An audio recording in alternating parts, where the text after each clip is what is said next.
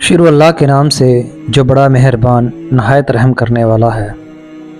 وہ مرد یا عورت دنیا میں ہی جنتی کہلائے گا جو ماہ شعبان میں 7 مرتبہ قرآن کی یہ سورت پڑھے گا۔ محترم ناظرین، جو عورت یا مرد ماہ شعبان میں یہ سورت پڑھے گا وہ دنیا میں ہی جنتی کہلائے گی یا کہلائے گا، کیونکہ جو لوگ قرآن کو مضبوطی سے تھام لیتے ہیں تو اللہ تعالیٰ ان کے مرتبہ کو بلند کر دیتا ہے۔ وہ دنیا میں بھی عزت و مقام حاصل کرتے ہیں اور آخرت میں بھی جنت ان کا ٹھکانہ ہوتا ہے۔ جو لوگ قرآن پاک کی تلاوت اور تعلیمات سے دور ہوتے ہیں وہ اپنی زندگی اپنی مرضی اور چاہت سے بسر کرتے ہیں، تو پھر ایسے لوگوں کو اللہ تعالیٰ ذلیل و خوار کر دیتا ہے۔ ناظرین، حضور اکرم صلی اللہ علیہ وآلہ وسلم نے فرمایا کہ اللہ تعالیٰ ان کے طواف یعنی کہ قرآن مجید کی وجہ سے بہت سے لوگوں کو سر بلند فرمائے گا اور دوسرے لوگوں کو ذلیل و خوار کرے گا۔ تو ناظرین، جو بندہ یا بندی قرآن کریم کی تلاوت کرتے ہیں اللہ کے فرشتے اس پر رحمت بھیجتے رہتے ہیں، حتیٰ کہ چیونٹیاں اپنی سوراخوں میں اور مچھلیاں سمندر میں اس کے لیے دعائے مغفرت کرتی رہتی ہیں۔ اللہ جل جلالہ کے ایک بزرگ حضرت سیدنا خالد بن مدان رحمۃ اللہ علیہ فرماتے ہیں، یہ قرآن پاک پڑھنے اور پڑھانے والے کے لیے سورت ختم ہونے تک فرشتے استغفار استغفار استغفار کرتے رہتے ہیں۔ اس لیے جب تم میں سے کوئی بھی دن کے آغاز میں کوئی بھی سورت پڑھے تو اس کے آخری 2 آیتیں چھوڑ دے اور دن کے آخری حصے میں اسے ختم کرے، تاکہ دن کے شروع سے لے کر آخر تک پڑھنے اور پڑھانے والے کے لیے فرشتے استغفار استغفار کرتے رہیں۔ تو ناظرین، قرآن پاک کی اس سورت سے جو محبت کرتا ہے یا جو بندہ اس سورت کو پڑھتا ہے تو اللہ تعالیٰ اللہ جل جلالہ اسے دنیا میں ہی جنت کی بشارت دے دیتا ہے۔ اس سورت سے محبت کرنے والے، اس سورت کو پڑھنے والے جنت میں داخل ہوتے ہیں۔ تو جو بھی مسلمان مرد یا عورت نماز ظہر یا کسی بھی نماز کے بعد قرآن کی یہ سورت صرف 7 مرتبہ روزانہ پڑھے گا تو وہ دنیا میں ہی جنتی کہلائے گا۔ حدیث میں ہے کہ ایک شخص نے حضور اکرم صلی اللہ علیہ وآلہ وسلم سے عرض کیا کہ یا رسول اللہ صلی اللہ علیہ وآلہ وسلم، میں اس سورت سے محبت کرتا ہوں۔ تو آپ صلی اللہ علیہ وآلہ وسلم نے فرمایا کہ اس کی محبت تجھے جنت میں لے کر جائے گی۔ ایک شخص نے کسی اور کو اس سورت کو پڑھتے ہوئے رات کے وقت سنا کہ وہ بار بار اسی سورت کو دہرا رہا ہے۔ صبح کے وقت اس شخص نے حضور اکرم صلی اللہ علیہ وآلہ وسلم سے ذکر کیا، گویا کہ وہ اسے ہلکے ثواب کا کام جانتا تھا۔ تو حضور اکرم صلی اللہ علیہ وآلہ وسلم نے فرمایا، اس کی قسم جس کے ہاتھ میں میری جان ہے، یہ سورت 1/3 قرآن کے برابر ہے، یعنی آدھے قرآن کے برابر ہے۔ حضرت ابو ہریرہ رضی اللہ تعالیٰ عنہ سے مروی ہے کہ حضور اکرم صلی اللہ علیہ وآلہ وسلم نے فرمایا، عورت جب 5 وقت کی نماز پڑھتی ہو، اپنے ناموس و عزت کی حفاظت کرتی ہو اور شوہر کی اطاعت کرتی ہو تو وہ جنت کے جس دروازے سے چاہے گی داخل ہو جائے گی۔ ابن ماجہ صفحہ نمبر 331۔ پیارے دوستو، حضرت ابو ہریرہ رضی اللہ تعالی عنہ سے مروی ہے کہ آپ صلی اللہ علیہ وآلہ وسلم سے یہ پوچھا گیا کہ کون عورت بہتر ہے؟ آپ صلی اللہ علیہ وآلہ وسلم نے فرمایا، وہ عورت شوہر اسے دیکھے تو وہ اسے خوش کر دے، جب کوئی کام کہے تو اس کی اطاعت کرے اور اپنی عزت کی حفاظت کرے اور اس کی مرضی کے خلاف مال خرچ نہ کرے۔ مشکوہ صفحہ نمبر 283۔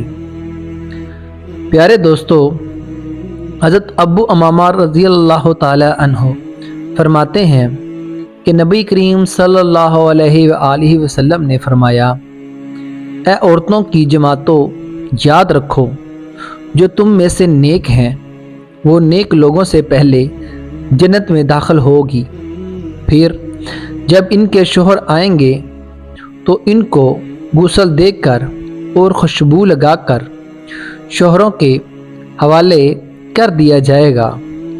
سرخ اور زرد رنگ کی خوبصورت سواریوں پر ان کے ساتھ بچے ہوں گے جیسے بکھرے ہوئے موتی۔ ابو شیخ کنز الایمان میں صفحہ نمبر 131 میں لکھتے ہیں، حضرت ابن عمر رضی اللہ تعالی عنہ سے مروی ہے کہ آپ صلی اللہ علیہ وآلہ وسلم نے فرمایا، مومن صالح عورت کا عمل 70 صدیقین کے عمل کے برابر ہے، اور فاجرہ عورت کی بدعملی 1000 فاجروں کی بدعملی کی طرح ہے۔ حضرت ام سلمہ رضی اللہ تعالی عنہ نے حضور اکرم صلی اللہ علیہ وآلہ وسلم سے پوچھا، اے اللہ کے رسول، دنیا کی عورتیں افضل ہیں یا حوریں؟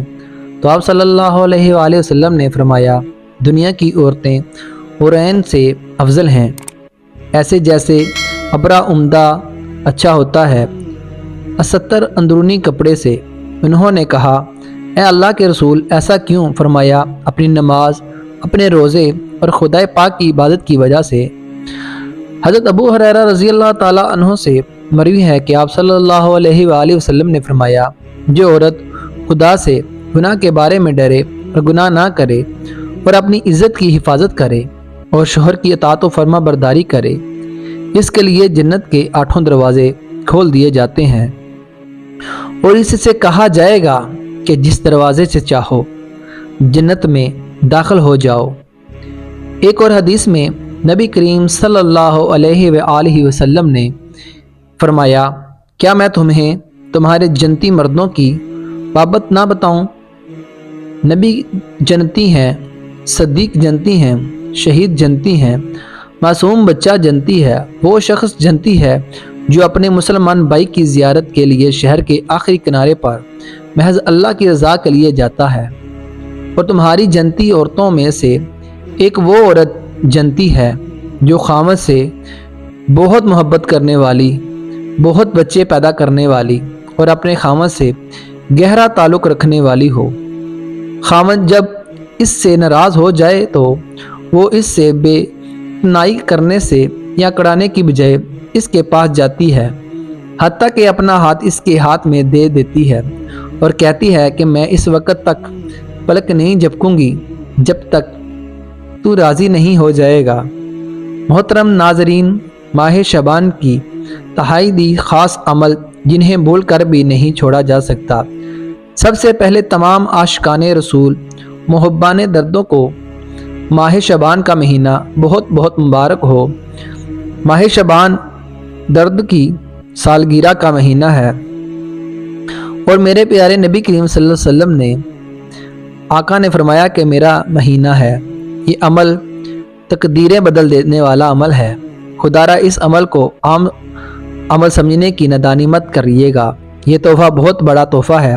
اللہ کی قسم، یہ عمل بے سہاروں کا سہارا ہے، یہ عمل زندگی سے مایوس افراد کے لیے آب حیات ہے، یہ عمل ٹوٹے ہوئے دلوں کو جوڑتا ہے، یہ عمل مایوسیوں کے سمندر کا کنارہ ہے، یہ وہ عمل عطاؤں کا، رحمتوں کا، نعمتوں کا، برکتوں کا خزانہ ہے، یہ عمل گناہ گاروں کی لاج ہے، یہ عمل عاشقوں کی معراج ہے، یہ عمل دنیا کی بھی دولت ہے، یہ عمل آخرت کی بھی دولت ہے، یہ عمل ناممکن کو ممکن بنا دیتا ہے، یہ عمل رکاوٹیں ہٹا دیتا ہے، یہ عمل غم درد مٹا دیتا ہے، یہ عمل دکھ درد کرتا ہے دور کرتا ہے، یہ عمل دعائیں منظور کرتا ہے، یہ عمل پریشانیوں سے نجات ہے، یہ عمل مشکلات سے نجات کا وسیلہ ہے، یہ عمل حاجات پوری کروانے کا بہترین سبب ہے، یہ عمل جادو، بد نظر، رجت وغیرہ کے برے اثرات سے نجات حاصل کرنے کے لیے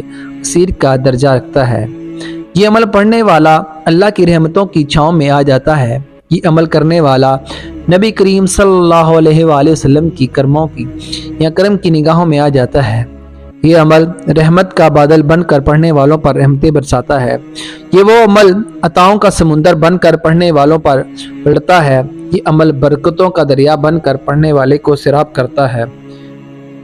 یہ وہ عمل پڑھنے والا مرد یا عورت دنیا میں ہی جنتی کہلائے گا۔ محترم ناظرین، کیا بتاؤں میں اس عمل کی برکتیں؟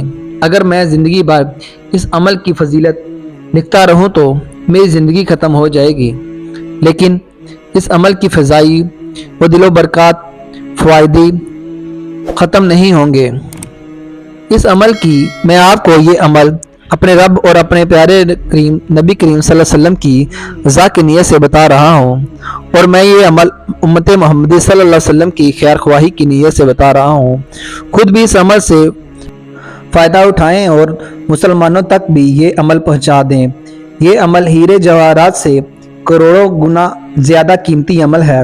ماہ شعبان المعظم میں ایک بہت ہی خاص ترین وظیفہ، اس وظیفے کی برکت سے اللہ پاک آپ کو مالا مال کر دے گا۔ جیسے آپ نے پہلے بھی ایسے وظائف کیے، آج آپ کا جو خاص وظیفہ ہے صرف اور صرف ماہ شعبان کا وظیفہ ہے۔ یہ وظیفہ آپ کو سالہ سال امیر ترین بنا دے گا، اور امیر ترین ہی نہیں بلکہ امیر و کبیر بنا دے گا۔ اللہ پاک اس وظیفے کی برکتیں بہت جلد آپ پر ظاہر کر دے گا۔ پیارے آقا صلی اللہ علیہ وآلہ وسلم رجب المرجب کا مہینہ آتا تو نبی کریم صلی اللہ علیہ وآلہ وسلم یہ دعا فرماتے، ترجمہ: اے اللہ، ہمیں رجب الشعبان میں برکت عطا فرما اور ہمیں رمضان سے ملا دے۔ اس حدیث پاک کی شرح میں حضرت مفتی احمد یار رحمۃ اللہ علیہ فرماتے ہیں کہ رجب ہماری عبادتوں میں برکت دے اور شعبان میں شوق و خضوع ہو دے اور رمضان کا پایا ہو، اس میں روزے اور قیام نصیب کر۔ صوفیہ کرام فرماتے ہیں رجب بیج بونے کا مہینہ ہے اور شعبان پانی دینے کا اور رمضان کاٹنے کا، کہ رجب میں نوافل میں خوب کوشش کریں، شعبان میں اپنے گناہوں پر روئیں اور رمضان کریم میں اپنے رب الکریم کو راضی کر کے اس کھیت کو خیریت سے کاٹیے، عبادت، ریاضت میں، تلاوت میں لگا دیں۔ رجب کا واسطہ دیتا ہوں، جب تک آپ ماہ رجب میں بیج نہیں بوئیں گے، شعبان میں پانی کس فصل کو دیں گے اور رمضان میں کون سی فصل کاٹیں گے؟ ذرا سوچئے۔ ماہ رجب بیج بونے یعنی عبادتیں کرنے کا مہینہ ہے، شعبان ان عبادتوں کو دگنا کرنے کا مہینہ ہے۔ جو آپ نے رجب میں کئی اور رمضان میں ان عبادتوں جو آپ 2 مہینے میں ڈبل کی، ان مہینوں پر اجر پانے کا مہینہ ہے۔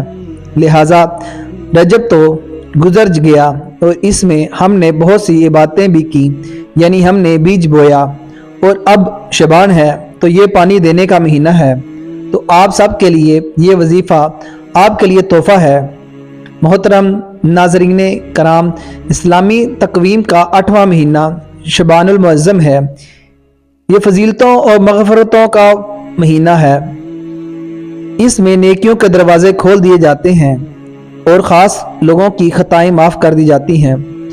اس مہینے کی عظمت و فضیلت کا اندازہ اس بات سے لگایا جا سکتا ہے کہ رسول اللہ صلی اللہ علیہ وآلہ وسلم نے اس میں رمضان المبارک کی تیاری کی ترغیب دی ہے۔ احادیث میں اس ماہ کی بڑی اہمیت واردات ہوئی ہے۔ یہ وہی مہینہ ہے جس کی نسبت رسول اللہ صلی اللہ علیہ وآلہ وسلم نے اپنی جانب کی ہے، یعنی یہ فرمایا کہ شعبان میرا مہینہ اور رمضان اللہ کا مہینہ ہے۔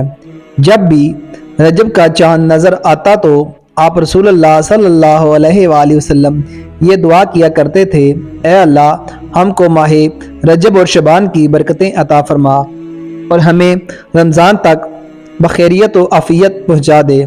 شعبان ہی وہ مبارک مہینہ ہے جس میں رسول اللہ صلی اللہ علیہ وسلم کی دیرینہ تمنا پوری ہوئی، یعنی تحویل قبلہ کا حکم آیا۔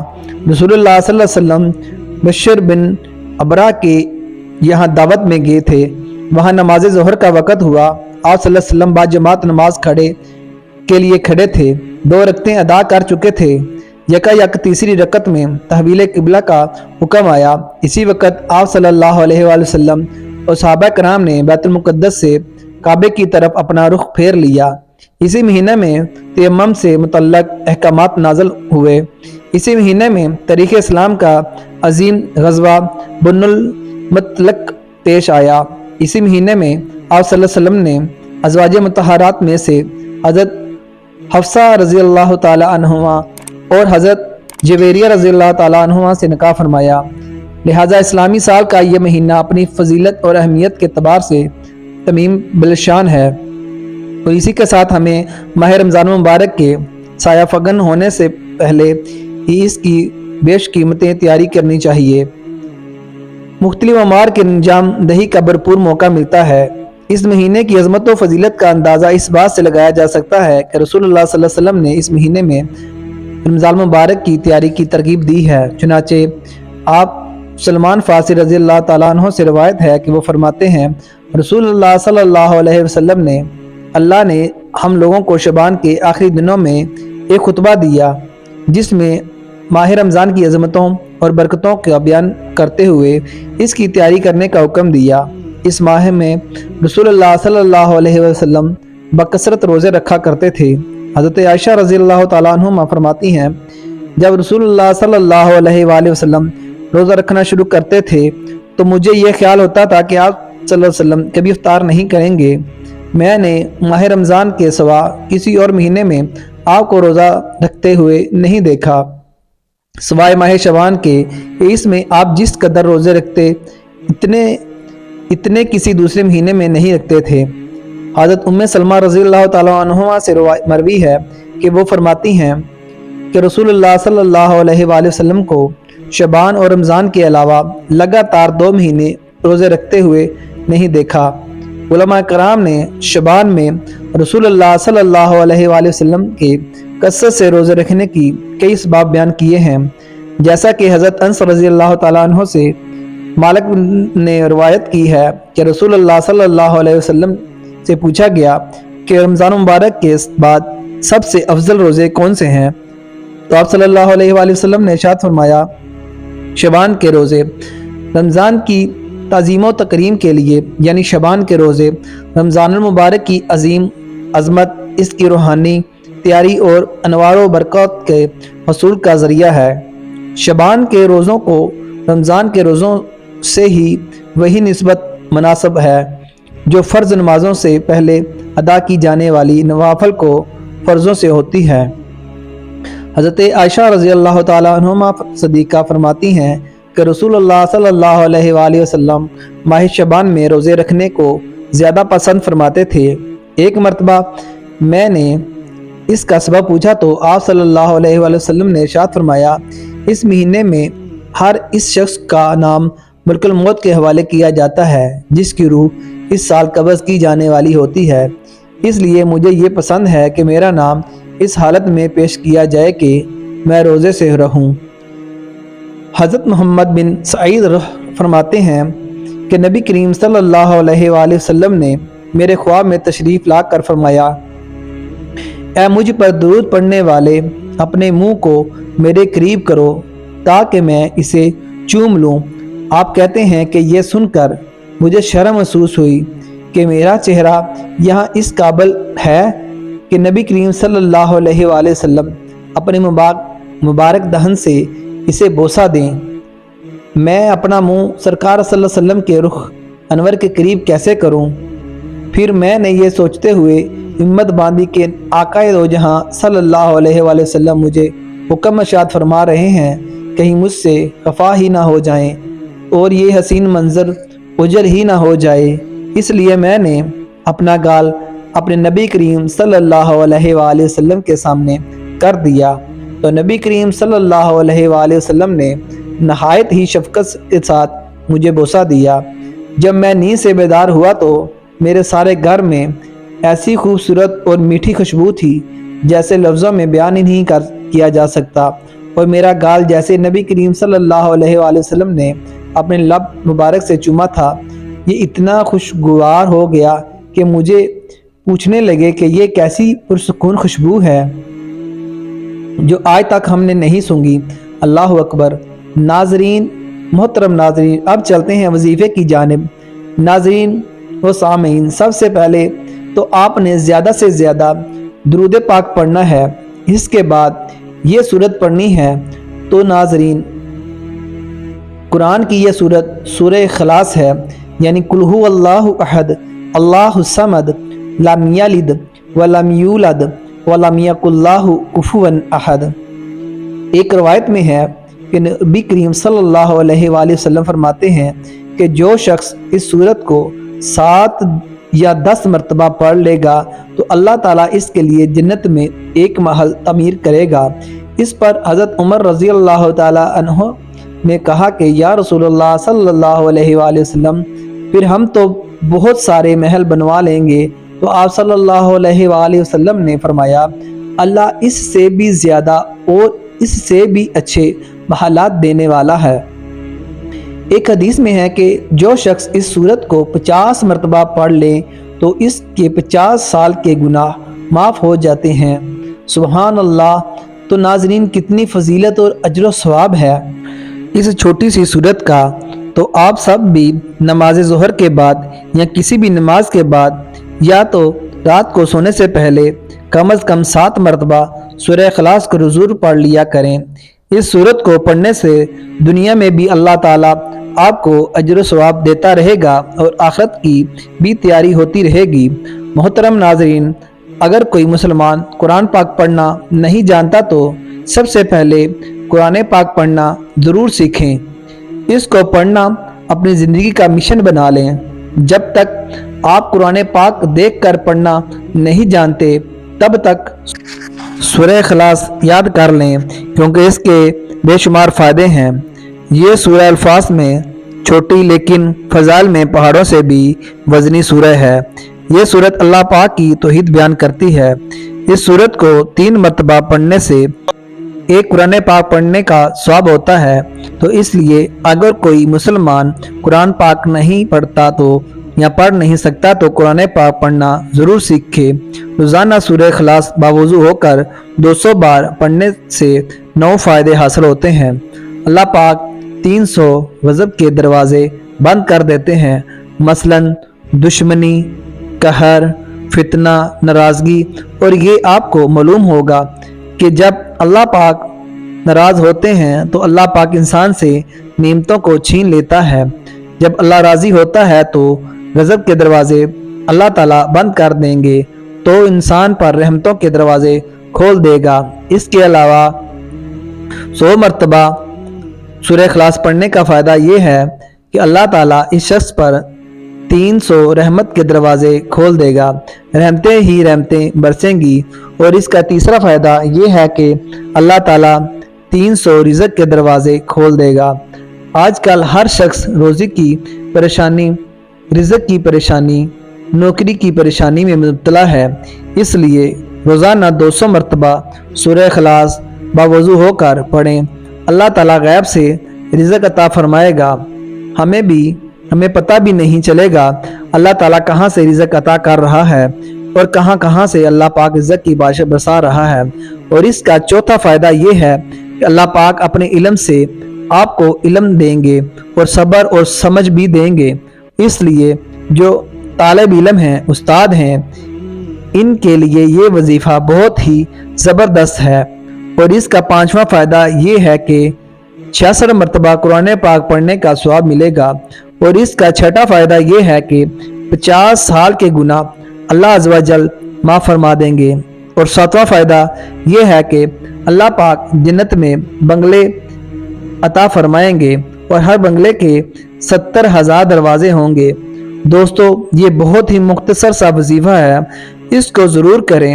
اور 8واں اس کا فائدہ یہ ہے کہ ہر 2000 رکعت نفل پڑھنے کا فائدہ ہوگا۔ اور 9واں فائدہ یہ ہے کہ جب بھی مرے گا جنازے میں 1,10,000 فرشتہ شمولیت کریں گے انشاءاللہ۔ ناظرین و سامعین، یہ وہ وظائف ہیں جو ہم تک پہنچے، ہم نے آزمائے۔ ابھی بہت سارے فوائد ایسے ہیں جو ابھی تک پوشیدہ ہیں، صرف اللہ ہی کی ذات جانتی ہے، تو اس لیے اس وظیفے کو ضرور اپنائیں۔ ناظرین کرام، میری حقیقت سمجھ میں آج تک یہ بات نہیں آ سکی کہ موجودہ کھوٹی اور جھوٹی، عارضی اور بے معنی دنیا اور زندگی میں ہر انسان ہر لمحہ سرگردن، ہر پل احکامات ربانی سے روگردان کیا کچھ کرتا پھرتا ہے، کیوں کرتا پھرتا ہے، اور کب تک اپنے مقصد تخلیق حیات کو بھول کر ان چکروں میں چکر لگاتا رہے گا۔ لگتا ہے کہ وہ یہ بھول چکا ہے کہ اس دنیا میں وہ آب حیات پی کر زندہ نہیں ہے، اس کو کوچ بھی کرنا ہے اور اپنے پل پل کا حساب اور بڑے کڑے دن کے مالک کو ضرور دینا ہے۔ بلکہ حق تو یہ ہے کہ اگر گناہ کی سزا کے خوف اور ثواب کا اجر کی لالچ کو سامنے رکھ کر زندگی نہ بھی گزاری جائے، انسان جب تک چھوٹی سے چھوٹے خطا کو نہیں بڑا سمجھے گا تو اور بڑے سے بڑے گناہ کو چھوٹے قرار دیتا رہے گا تو نتیجہ یہی نکلے گا۔ گناہ ہونے کی سب سے بڑی دلیل اور کیا ہو سکتی ہے کہ اسے چھپ کر کرنا پڑتا ہے۔ جس طرح زہر کھانے سے آپ خود بچتے ہیں، آپ کے ہاتھ سے کوئی چھین نہیں آتا، اور گناہ اسی طرح بدی سے بھی آپ کو خود ہی بچنا پڑے گا۔ حیرت ہے کہ سود لیتے وقت ہم جس دکاندار سے ایک بار دھوکہ کھا لیتے ہیں دوبارہ اس سے سودا لینے کی غلطی نہیں کرتے، مگر عام روزمرہ زندگی میں جو غلطیاں اور گناہ بار بار کرتے ہیں اس سے توبہ طائب نہیں ہوتے۔ گناہ گاروں کو اللہ تعالیٰ بدی کا دائرہ مکمل کرنے کے لیے جو مہلت عطا فرماتا ہے اسے اپنی بچت سمجھتے ہیں، حالانکہ اس عرصے میں دراصل اس پر نیکی کا عمل ساقط کر دیا جاتا ہے۔ کوئی بھی انسان اپنے گناہ اور بدکاری کو تسلیم نہیں کرتا، اس لیے کہ کسی کو اپنی گندگی سے بدبو نہیں آتی۔ ظاہر گناہ گار شخص اپنی تمام تر اخلاقیات کو روند کر گناہ کر کے گزرنے کو اپنی بہادری کا کارنامہ سمجھتا ہے، جبکہ اصل میں یہ اس کی روز محشر کے کڑے اور بڑے حساب سے بچنے پر سارا زور صرف کر دینے کی صحیح لا حاصل ہے۔